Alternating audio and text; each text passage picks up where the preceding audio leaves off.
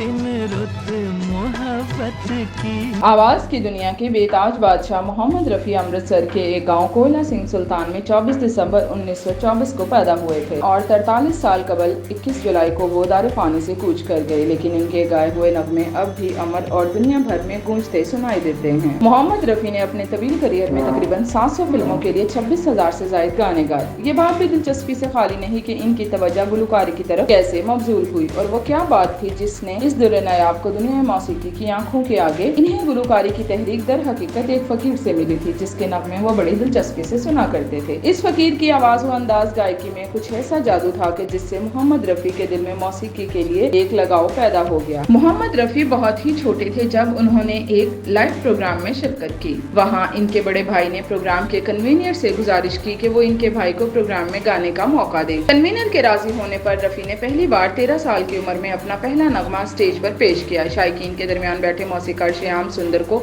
इनका नगमा पसंद आया और उन्होंने रफ़ी को मुंबई आने की दावत दी। श्याम सुंदर की म्यूजिक डायरेक्शन में रफ़ी ने अपना पहला गाना सोनिए नी हीरिए नी जीनत बेगम के साथ एक पंजाबी फिल्म गुल बलोच के लिए गाया।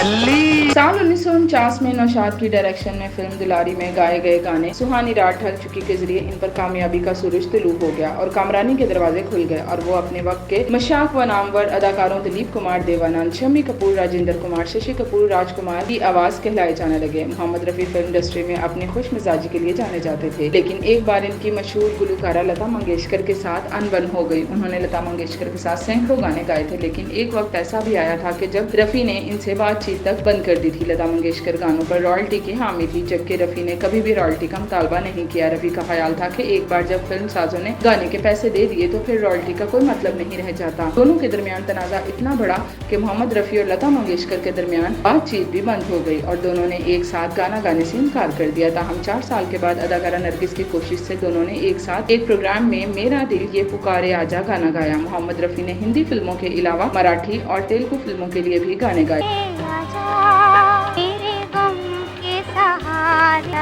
मोहम्मद रफ़ी को अपने करियर में 6 बार फिल्म फेयर अवार्ड और 1965 में पद्मश्री अवार्ड से भी नवाजा गया।